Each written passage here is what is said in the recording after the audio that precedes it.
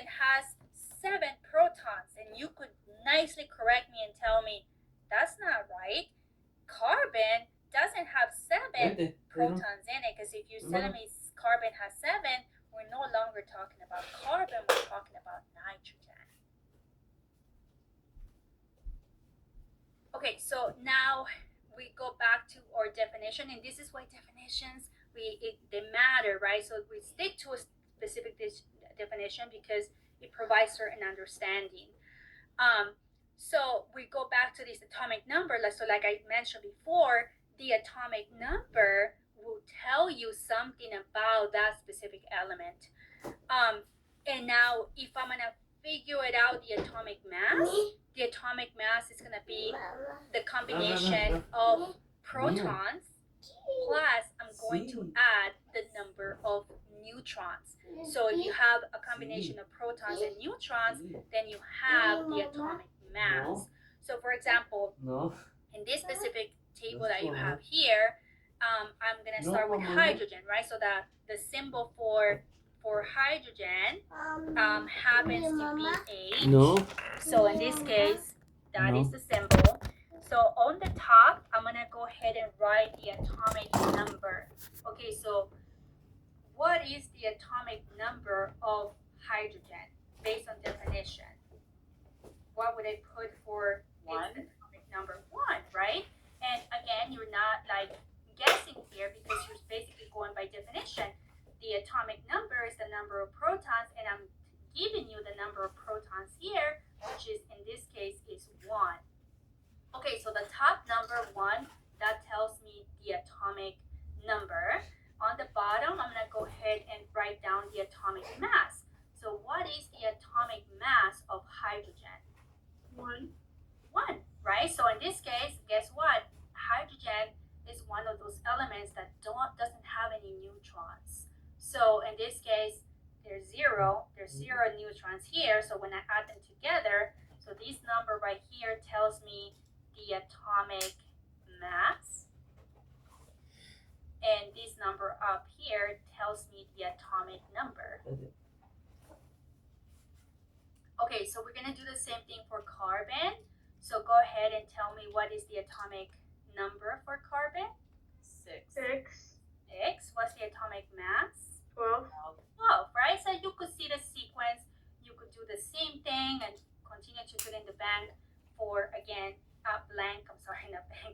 nitrogen, and you could do the same thing for oxygen, you could do the same thing for sodium and chlorine, right? So you could, from this information that you have here, you know the number of protons and neutrons, and then you also know the atomic mass and the atomic number.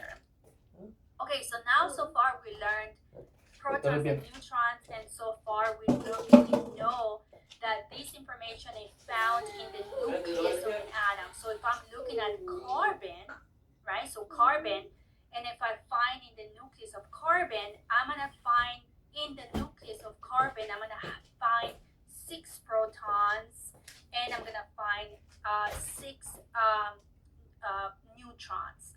Now, the question now should be, where do I find electrons? Nowhere in here. You're telling me where electrons, you told me their location, but how do I know how many electrons that specific element has? Well, guess what? If you know the number of protons, you also know the number of electrons. So if carbon has 6 protons, then you by default know that it also has 6 electrons. Okay, so now, depending on the periodic table, sometimes the atomic mass is found on the top, as you see in this diagram right here, and the atomic numbers at the bottom. So don't go by just looking at usually the bigger number is the atomic mass because it includes, in this case, protons plus, and I'm going to put N for neutrons, and the atomic number is the number of protons, right?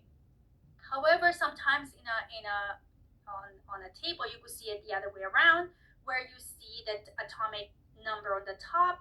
Once again, it gives you the number of protons, and then you see the atomic mass. In this case is at the bottom is the mass average of an atom. So it's a combination of protons and the neutrons.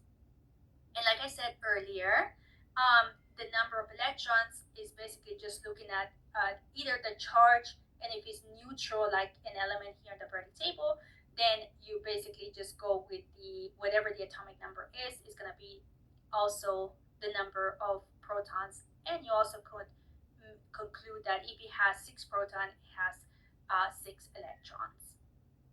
Sometimes you don't have a piece of information. Sometimes you have the atomic mass, and for example, in this picture right here, let's say in this diagram right here, this picture right here, you could determine, let's say I give you the atomic number and the atomic mass, so you already know that that carbon has 6 protons, and because you know it has 6 protons, you also know it has 6 electrons. And now you're saying, hey, well, how many electrons is found in this carbon picture that you have here?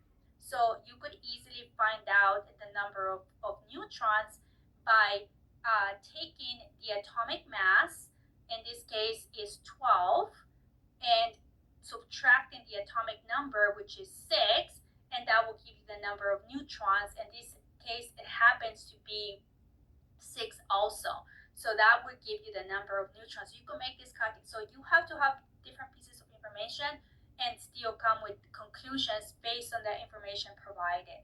So if you have the atomic mass and the atomic number, you can find the number of neutrons if you don't have the information available. Okay, and if you have the protons and the neutrons, you could calculate the mass because you added neutrons plus protons gives you the atomic mass. So let's say they don't give you the atomic mass, well, you figure it out if you have protons and neutrons in that information available.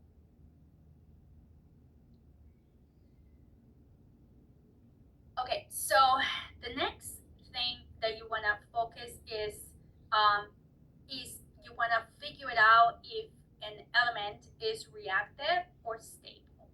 So when you say it's reactive, that means that that specific element has a tendency to make bonds with other molecules. If it's stable, that means that the element has no desire or need to make bonds with anything because it's already has its shells fulfilled, if you want to think about it that way. Okay, so let's think about this. Okay, so here we have carbon, oxygen, and phosphorus. So I'm just gonna do one because I'm running out of time. But okay, so let's say, okay, so here's my carbon, and that one's easy, so I'm gonna go by that specific example. So let's say carbon, you have the atomic mass. Let's say you know it's 12, and you have the atomic number, and let's say 6. Okay.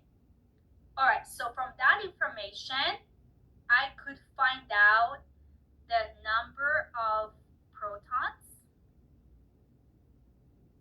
And if you remember, protons have a positive charge. I could find out the number of neutrons, which is 0 charge, and the number of electrons, which have a negative charge. Okay, so, and just to remind myself, protons and neutrons are found in the nucleus of an atom, and electrons are found either electron clouds or shells. Okay. All right, so based on the information I have right now, how many protons does carbon have? 6. 6. How many neutrons? 6. 6. And I'm just going to put the plus there. And how many electrons?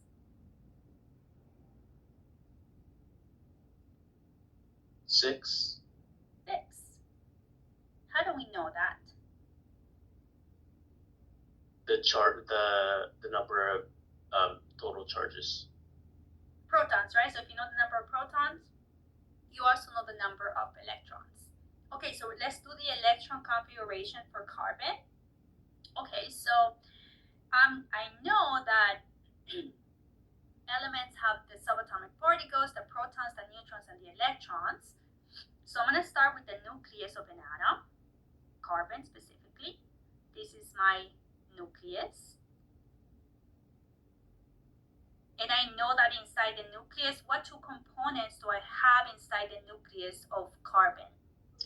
Protons or neutrons? Protons and neutrons. So I'm going to go ahead and put 6 plus and just a 6. So those two numbers tells me that I put in the number of protons and number of neutrons. Okay, so the next thing that I need to do is place my electrons. And I know my electrons are not in the nucleus, but they are in these clouds or shells, right? Okay, so this is where I'm going to apply the rules that I learned earlier. So I'm going to go ahead, so I know I have to place 6 electrons. So think of like a basket of eggs that you have. The eggs are the electrons. So I'm going to go ahead and go to my first shell. And I'm going to place 2 of my electrons there. And I know I cannot place all of them there. Why? Because there's a maximum number that could be placed in this region called the first shell. Oops.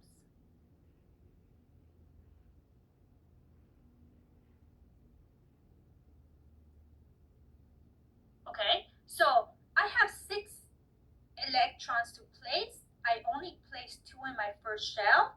Therefore, I need to jump to the second shell in order for me to place my remaining electrons.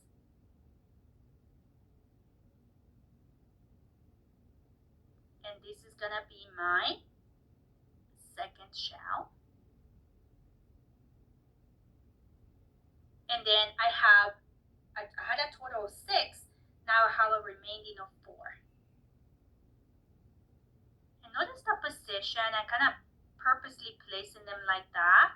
I could honestly could put them all next to each other. I would not be wrong by doing that. But it kind of like symmetry. So that remaining electrons are put on their second shell. Okay, so let's go back and remember, what's the maximum number of electrons that the second shell could hold? 4? It's holding 4 right now, but what's the maximum it could hold? 8. 8, right? Okay, so this is where the reactive versus neutral comes in. Carbon has 4 electrons on the second shell.